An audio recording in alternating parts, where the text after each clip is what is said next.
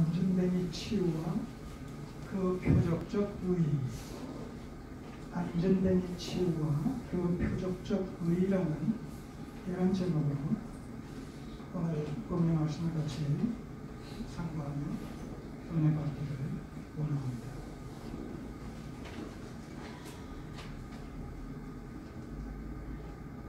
오늘 이 3장에서 우리가 목도하게 되는 날 때부터 안전뱅이의 치유사건, 태생적 안전뱅이라고 이렇게 말할 수 있겠죠. 이 태생적 안전뱅이의 치유사건은 그 2장 42절의 말씀, 2장 42절의 말씀, 43절의 말씀, 2장 43절의 말씀을 보시면 사람마다 두려워하는 가운데 사도들로 인하여 기사와 표적이 많이 나타났다 이런 말씀이었습니다. 오순절 성령 강림과 그 성령의 권능을 입은 사도들로 하여금 많은 이적 기사가 나타나게 되는데 바로 그 실예 중에 하나가 오늘 본문의 안전뱅이 치유 사건입니다. 그렇게 연결이 되는 거예요. 이 외에도 많은 이적 기사가 나타나는데 그 중에 일환으로 오늘 안전뱅이 사건을 소개하고 있다는 것이죠. 자, 그런 의미에서 여러 가지 이적 기사가 있음에도 불구하고 그 중에서 유독 이 태생적 안전뱅이 치유 사건을 구체적인 예로 들어서 지금 소개를 하고 있다는 사실은 이 안전뱅이 치유 사건 속에 각별한 의미가 담겨 있다는 것을 말하는 것이겠죠. 그런 의미에서 이 안전뱅이 사건은 단순한 이적 기사가 아니라 무슨 기사예요? 표적적 사건 기사예요. 표적적 사건입니다. 우리는 요한복음을 상고하면서 예수님께서 행하신 수많은 이적 기사 중에서 성별에서 사도 요한을 통해서 우리가 소개된 것을 살펴봤습니다. 다른 복음서에서는 이적 기사라는 이런 용어가 많이 나타난 반면에 이 요한복음에서는 사도 요한이 예수님의 이적 기사를 특별히 표적이다 라는 단어를 통해서 차별화시켜서 언급하고 있는 것을 보게 됩니다. 자, 이적 기사가 표적이다라고 했을 때의 중요한 것은 뭐예요? 그렇게 그런 용어를 쓰게 되는 것은 단순히 그 이적 기사가 초자연적, 초현실적 어떤 사건이다라는 것에 방점을 두는 것이 아니라 그 사건, 그 이적 기사에 담긴 의미가 무엇이냐, 본질이 무엇이냐, 무엇을 설명하려고 이 예수님의 이적 기사를 하나의 표적으로 그렇게 나타내셨느냐, 이런 의미가 생기게 되는 거예요.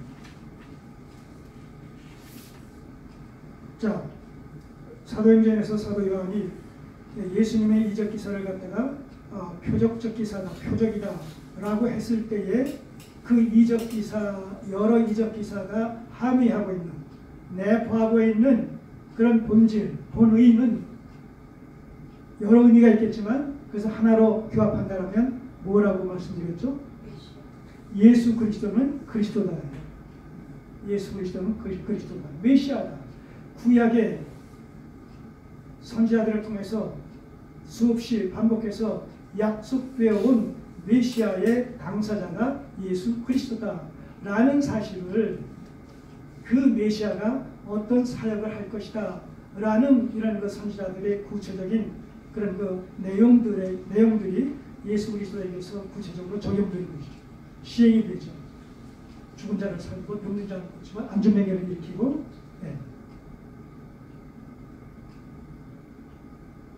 그런 맥락의 연장선상에서 지금 사도행전에서 오늘 소개되는 이 안전뱅이, 태생적 안전뱅이, 왜 날 때부터 안진뱅이를 치유했느냐라고 했을 때 날 때부터 안진뱅이는 치유될 수가 없다는 거예요. 원래 어떤 의술로도. 그러니까 그런 안진뱅이가 치유됐다, 고침을 받았다라는 것은 뭐예요? 무엇으로 말미암아서 하나님의 능력으로만 가능한 것이다. 근데 이 베드로는 그 안진뱅이를 고치는데 어떤 방식으로 고칩니까? 내가 네게 명하노니 이럴 식이 아니라 나사렛 예수 그리스도의 이름으로 명하노니. 자, 그러니까 나사렛 예수 그리스도가 누구라는 거예요? 하나님이라는 거예요. 지금.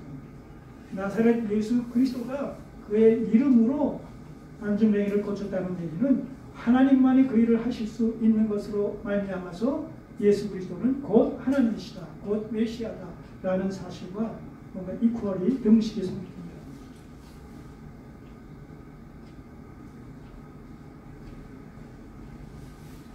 자, 하나하나 살펴보도록 하겠습니다. 제9시 기도 시간에 베드로와 요한이 성전에 올라갔어요. 유대인들은 종교적인 습관으로 하루에 3번씩, 오늘 시간으로 얘기하면 오전 9시, 오후 12시, 그리고 오후 3시. 3시간 간격이죠. 네. 오전 9시, 그 다음에 정오에 12시에, 그 다음에 오후 3시에 하루에 3번씩 습관적으로 성전에 올라가 기도를 했습니다. 이것은 어떤 규례를 쫓아서가 아니라 개인적인 차원에서 거룩함과 경건한 신앙생활을 유지하기 위한 하나의 방편으로 그렇게 하루에 3번씩 기도했다는 것이죠. 자, 구원받은 하나님의 백성들, 구원받은 성도의 도리로서, 마땅히 행할 바 도리로서 무엇을 말씀드렸습니까? 구원받은 성도가 마땅히 행할 바 3대 도리. 말씀 연구의 일상화, 기도의 생활화, 그리고 사랑이 동기 유발되어진 실천적 삶을 살아가는 이 3가지는 구원받은 하나님의 백성들에게 나타나는 3가지 특징이죠.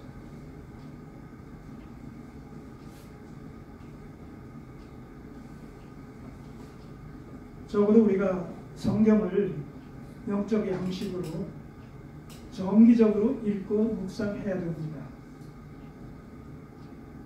주일날 이 예배의 시간을 통해서 설교 말씀을 통해서 듣는 것으로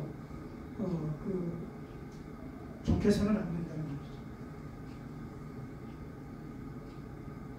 하루에 30분이건 1시간이건 또 자기가 좋을 이런 그 시간대를 정해서 지속적으로 성경을 반복해서 읽음으로 말미암아 영의 양식을 삼아야 되겠다는 겁니다.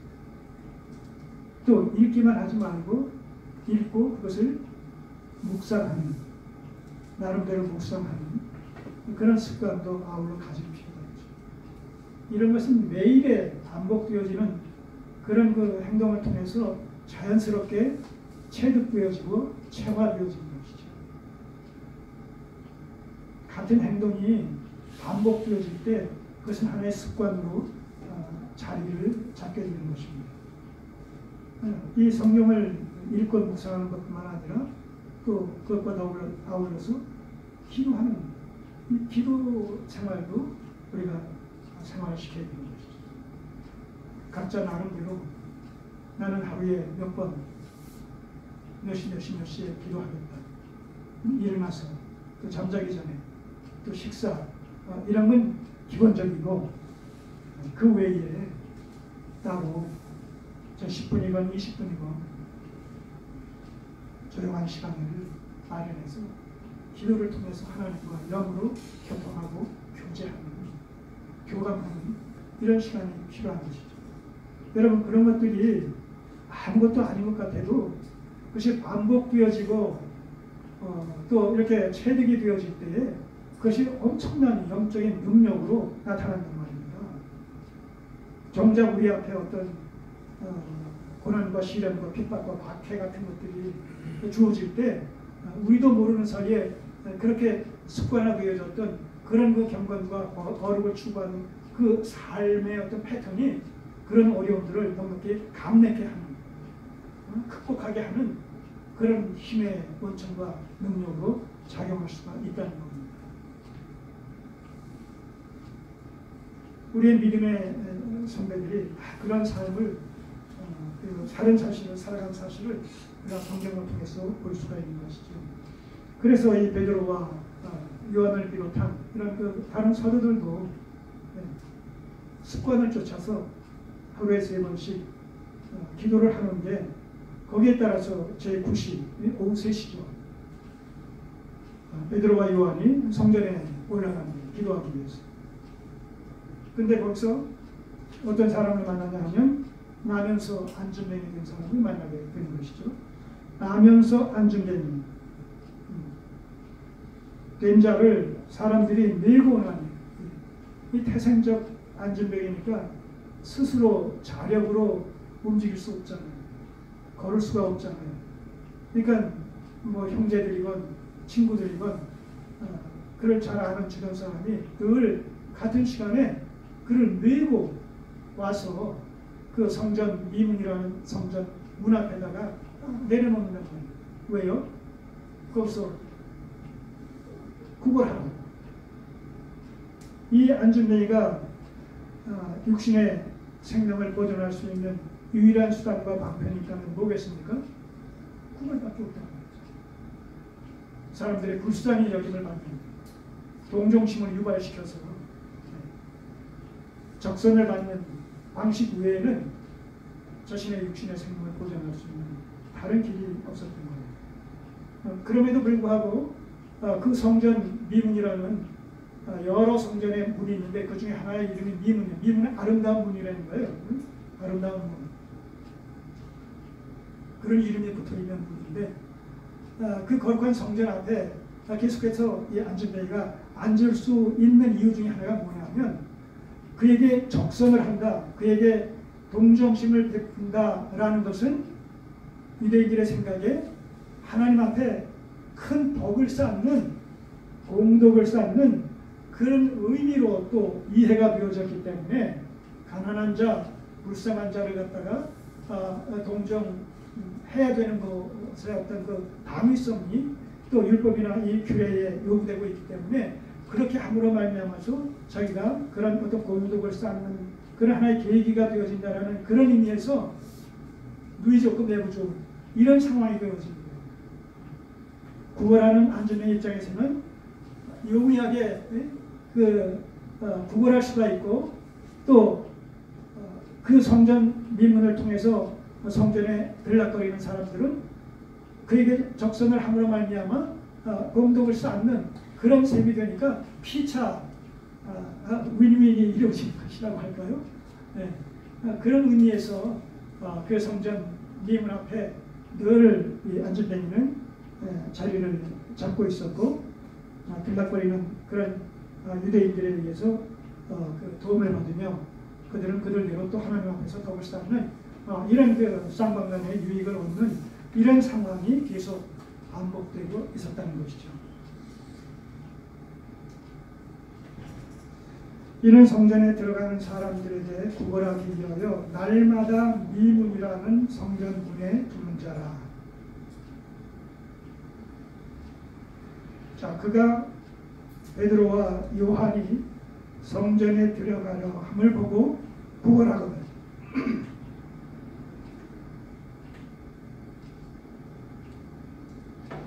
그렇게 매일 구걸을 하는 가운데서 마침 베드로와 요한이 제9시에 기도하러 그 밈을 통해서 성전에 들어가는 과정에서 이 안진뱅이가 맞닥뜨리게 됐다. 만나게 됐다.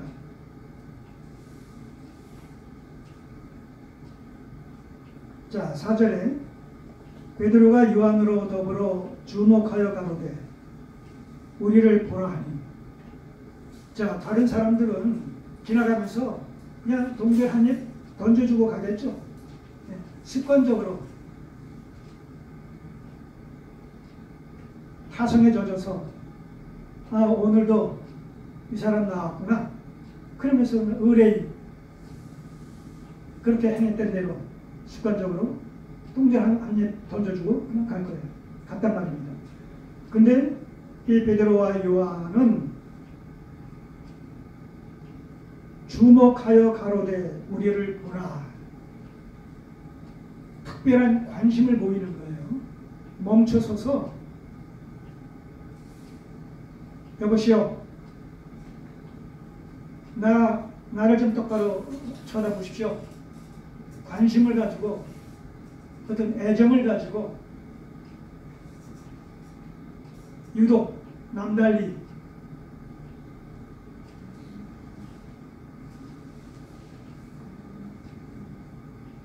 안전뱅이에게 말을 거는 것이죠. 자, 그러니까 5절 보세요. 그가 저희에게 무엇을 얻을까 하여 바라보는. 대부분의 사람들이 그냥 동전 한 입 던져주고 무관심하게 지나가는데 베드로와 요한은 특별히 애정과 관심을 가지고 주목하여 우리를 보라고 하니까 안지메이 입장에서는 뭐예요? 야, 이 사람들은 좀 특별한 사람인가 보다. 나에게 무슨 관심을 갖고 뭔가 저 사람들이 동전 한 입 던져주는 것에 불과했지만 이 사람들은 뭔가 우리가 돈으로 치면 1,000원짜리 하나 던져줬는데 이 사람들은 10,000원, 50,000원 상당한 금액의 적선을 할 것 같은 그런 그 기분이 드는 것이죠. 안 그렇겠어요?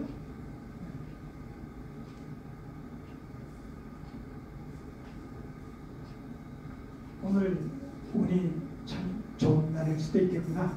자, 이런 기대감을 가지고 이제 주목해서 베드로와 요한을 쳐다보는 것이죠. 왜 그러십니까? 그럴 때 베드로가 요한과 더불어서 이렇게 얘기합니다. 6절 베드로가 가로되 은과 금은 내게 없거니와. 요 말만 들었을 때는 순간적으로 아무것도 아니잖아. 이 안준이가 원하는 것은 뭐예요? 은과 금이란 말입니다. 돈이란 말입니다. 동전이란 말입니다. 근데 우리에게는 네가 원하는, 네가 필요로 하는 동전, 금과 은은 없다는 거예요. 그러니까 순간적으로 낙심했을지도 모르겠어요.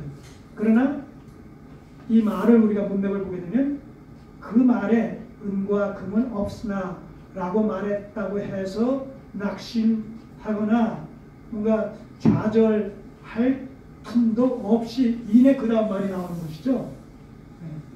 그 다음 말이 뭡니까? 은과 금은 없으나 내게 있는 것으로 네게 주노니. 다른 것을 갖고 있다는 것이죠. 다시 말해서 은과 금은 없지만 은과 금에 해당하는 다른 것이 있다는 거예요.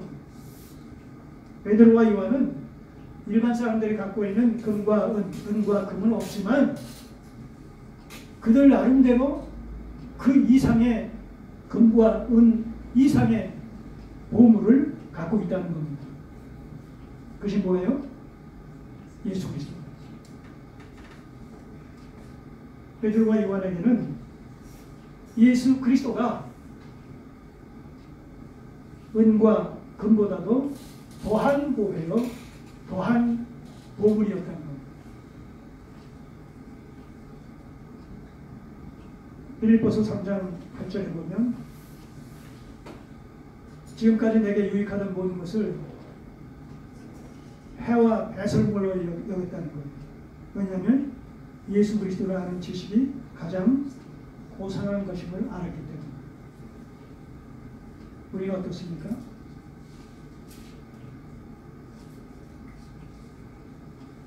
여기 은과 금이 잔뜩 쌓여 있다고 합시다. 그 옆에 예수 그리스도께서 서 있다고 합시다. 자기가 최고의 가치라고 원하는, 자기가 가장 필요로 하는 것이 어떤 것인지 그 뒤에 가서 서라고 하게 되면 여러분들이 아니라 우리는 어디에 서겠습니까? 금과 은 뒤에 서겠습니까? 예수 그리스도 뒤에 서겠습니까?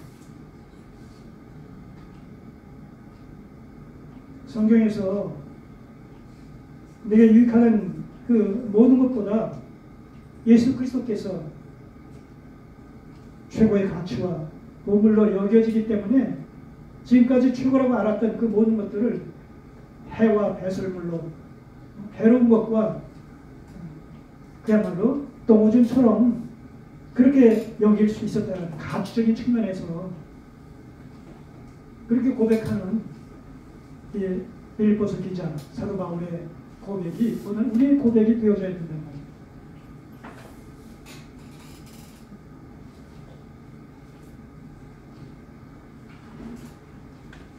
복음의 본질에 정착이 되지 않고서는 오히려 우리는 많은 사람들이 이 시대에 예수 그리스도를 믿는 이유를 바로 금과 은을 위해서 예수 그리스도를 방편 삼는 그런 그 신앙의 도구화라는 그런 의식이 팽배된 이런 시대에 우리가 살고 있지 않습니까? 예수 그리스도가 우리의 금과 은이 되어줘야 되는데 예수 그리스도를 오히려 빙자해서 예수 그리스도를 수단과 방편 삼아서 기복적인 이런 신앙을 소유하려는 것이 이 시대의 믿는 자들의 모습이란 말입니다. 자, 베드로가 그렇게 얘기합니다. 내게 있는 것은 내게 주노니 곧 나사렛 예수 그리스도의 이름으로 걸으라. 나사렛 예수 그리스도의 이름. 왜 나사렛 예수 그리스도라고 했느냐? 예수님 당시 나사렛 갈릴리를 비롯해서 거의 부속 그런 마을 중에 하나인 이 나사렛 갈릴리와 더불어서 거기에 포함되어 있는 이런 나사렛이라는 이런 지역은 그 시대 사람들에게는 어떻게 느껴졌던 도시입니까? 마을입니까? 네, 멸시천대가 합니다.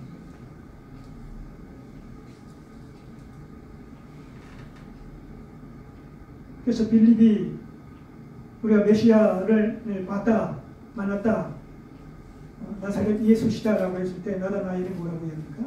나사렛에서 무슨 선지자가 나겠느냐. 이미 그런 어떤 선입견을 갖고 있었던 겁니다. 지방이 세겠다.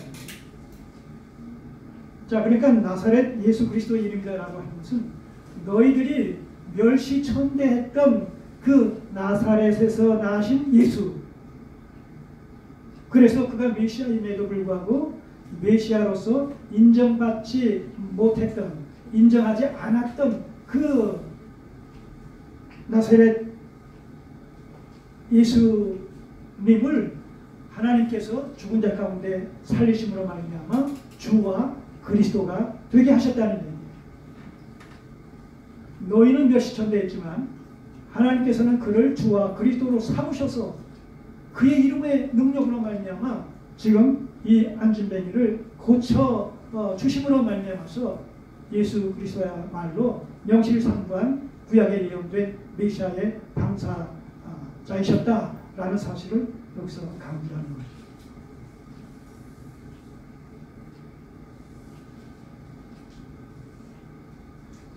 사람들은 안진뱅이를 고치게 되면 누가 고친 걸로 압니까? 베드로가 지금 이렇게 얘기하니까 베드로가 고친 줄 알 수 있잖아요. 베드로가 다른 사람보다 특별한 어떤 능력이 있어서 이 사도들로 말미암아서 엄청난 이적 기사가 일어나게 될 때 사람들은 무엇을 봅니까? 그 이적 기사의 어떤 원천을 보는 것이 아니라 누가 저들로 하여금 이런 능력을 행하게 하셨는가라는 성령의 어떤 권능을 염두에 두는 것이 아니라 눈에 보이는 가시적인 사도들의 어떤 능력을 능력이 나타나는 것을 그렇게 여긴단 말이에요. 그래서 그들을 추앙하고 그들을 쫓는 그런 일들이 일반적으로 일어나게 되죠. 그렇지 않습니까? 자, 그런 것을 염두에 두고 베드로는 내가 지금 이 안전뱅이를 일으킨 것은 내 힘과 능으로 된 것이 아니라 바로 나사렛 예수 그리스도의 이름의 능력으로 성령의 역사로 말미암아 된 것이다. 이것을 여기서 강조한 것입니다. 그리고 걸으라 하고 나서는 그 손을 붙잡고 일으키는 것이죠. 그것이 7절의 말씀입니다. 오른손을 잡아 일으키니 팔과 발목이 곧 힘을 얻고 뛰어서 서서 걸으며 그들과 함께 성전으로 들어가면서 걷기도 하고 뛰기도 하며 하나님을 찬양합니다. 여러분, 이 사람이 몇 년 동안 안전뱅이로 지금까지 살았냐면 거기 4장에 보면 20년 동안, 아니 40년 동안, 40년 동안.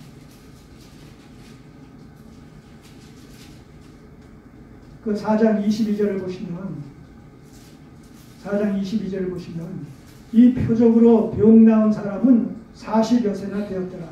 이게 이 안전뱅이 사건이 이제 4장으로 계속 연결이 되어져요.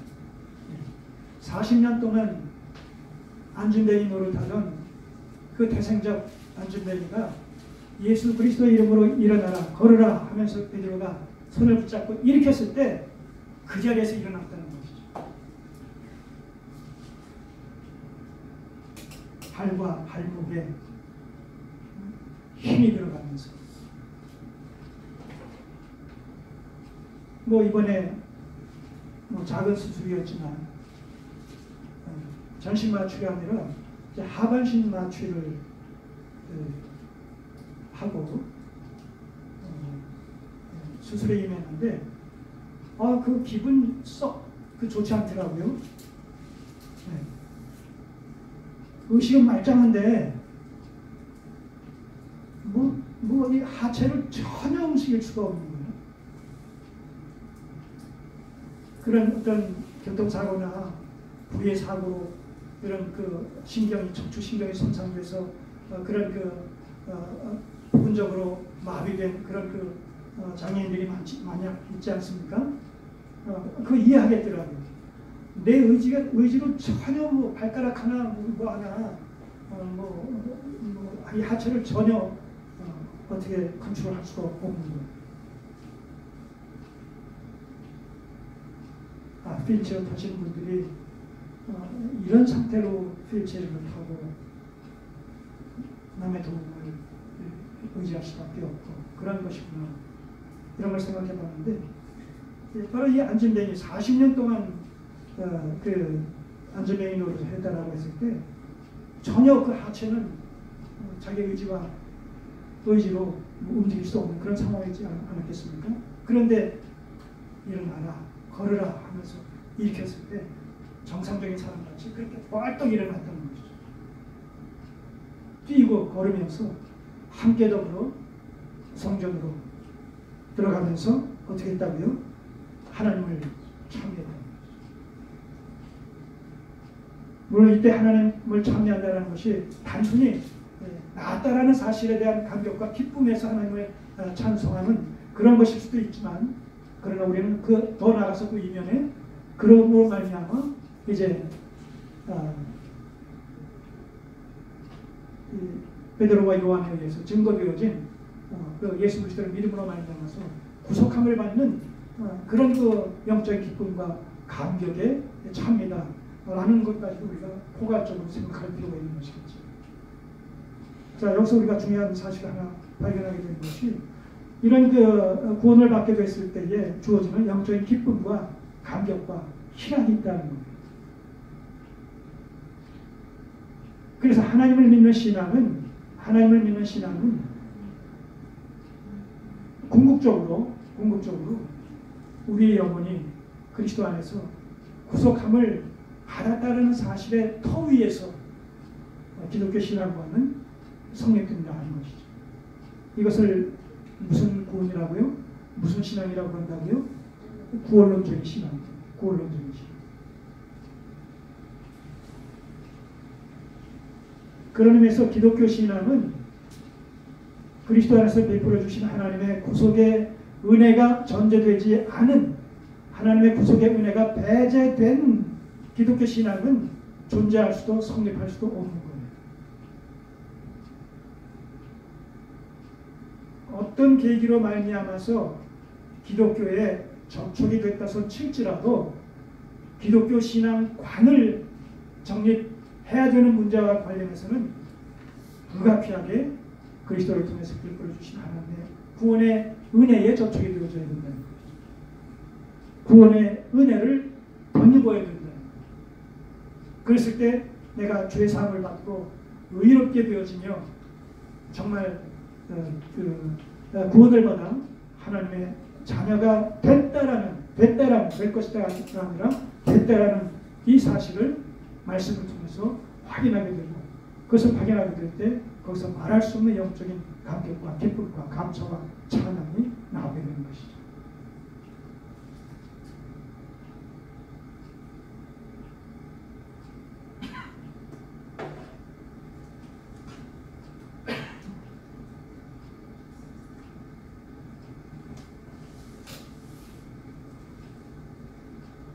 자, 그리고 이 사건은 단순히 이 안진뱅이 개인에 대한 감사와 찬양과 영광으로 끝나는 것이 아니라 9절 10절을 보시면 그것이 파급되죠.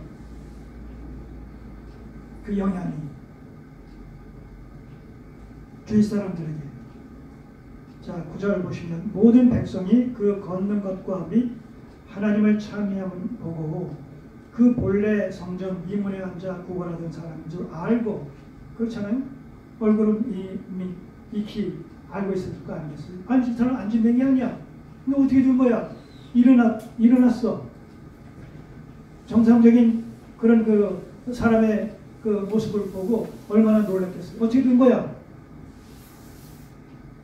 자초지종이 어떻게 된 것인지 물어봤을 거 아니겠습니까?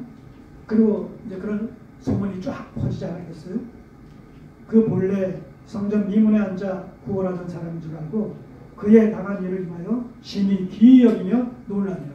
이들이 이제 4장으로 넘어가면 예수님을 믿음으로 말미암아 구원을 받게 돼서, 우리가 2장에서는 하루에 그 오순절 기간 동안에 3,000명이 회개하면서 구원을 받아 제자의 무리에 더해졌다고 얘기했는데, 4장에 보게 되면 이제 5,000명이 더해지는 역사가 일어나는데, 바로 그 5,000명을 이루는 그런 근간이 되어지는 그 사건이 바로 이 안진뱅이 사건이랍니다.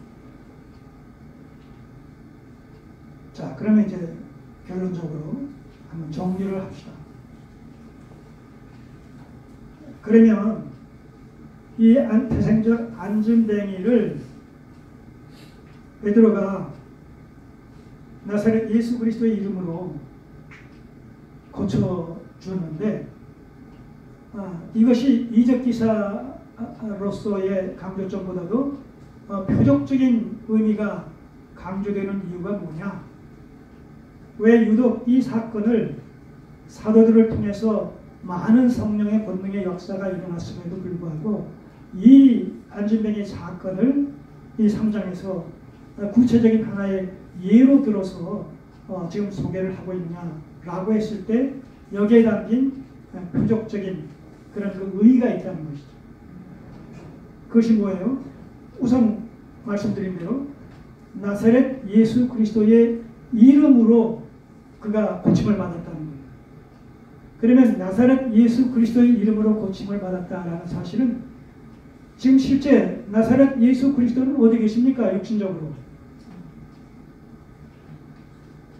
부활 승천하셔서 하나님의 보좌 우편이라는 그런 표현을 통해서 지금 하나님과 더불어 하나 되셔서 그 하나님의 왕적인 권세와 능력을 가지고 세상을 영적으로 다스리시는 이런 위치에 계시단 말입니다. 다시 말해서 나사렛 예수 그리스도의 이름으로 이 안진뱅이가 고침을 받았다라는 얘기는 죽으셨고 부활하셨고 그리고 승천하신 예수 그리스도께서 성령의 역사로 말미암아 여전히 세상 가운데서 현재적으로 역사하고 계시다. 왕으로 지금 통치하고 계시다라는 예수 그리스도의 현재적 사역에 대한 하나의 반증이다. 그분은 육신적으로 몸으로 하늘에 계시지만 그러나 영으로 그리스도의 영이신 성령을 통해서 현재적으로 이 땅에서 여전히 역사하고 계시다.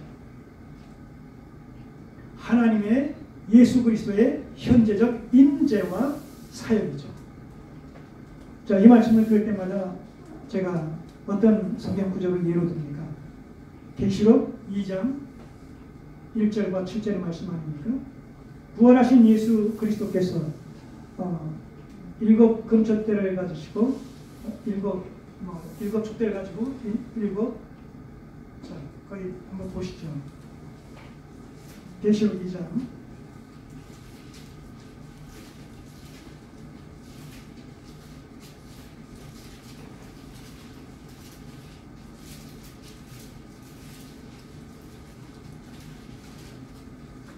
계시록 2장 1절에 보시면 에베소 교회의 사자에게 편지하기를 오른손에 7 벼를 붙잡고 7 금촛대 사이를 다니시는 이가 가라사대.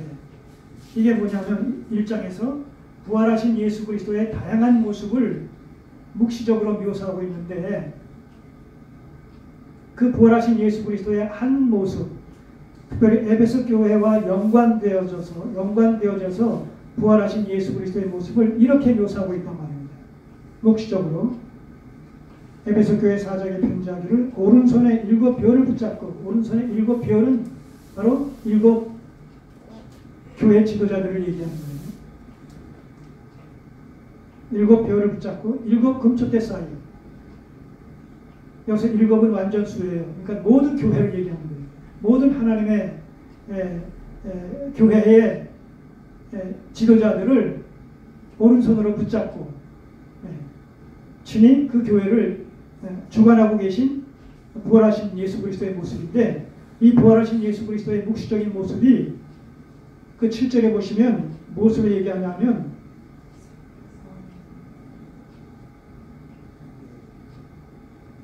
그 있는 자는 성령이 교회들에게 하신 말씀을 들었죠.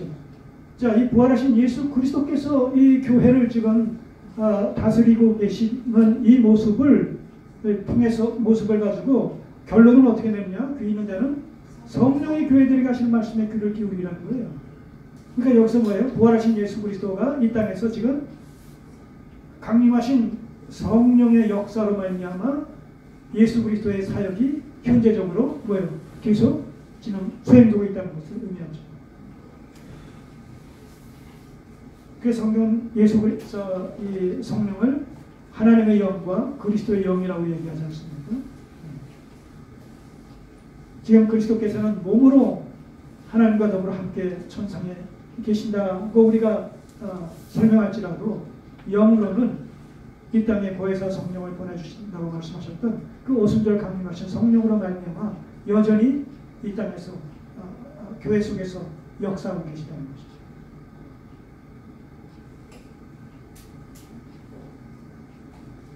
자, 다시 3장으로 오셔서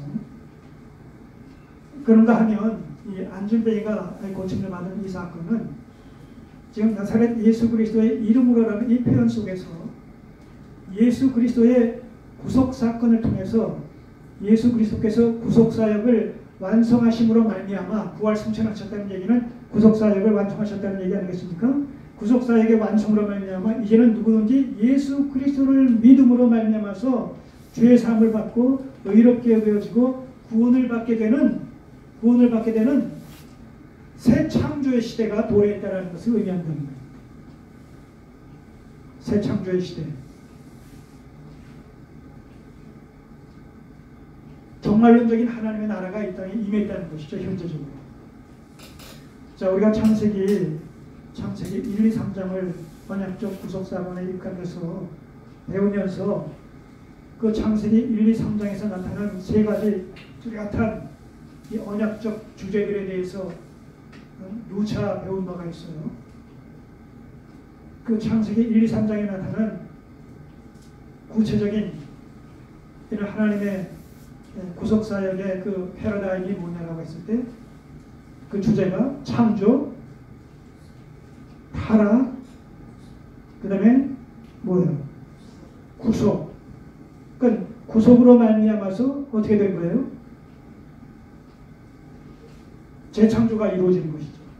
처음에 창조했지만 그 창조가 인간의 타락으로 말미암아 유명무실하게 되잖아요.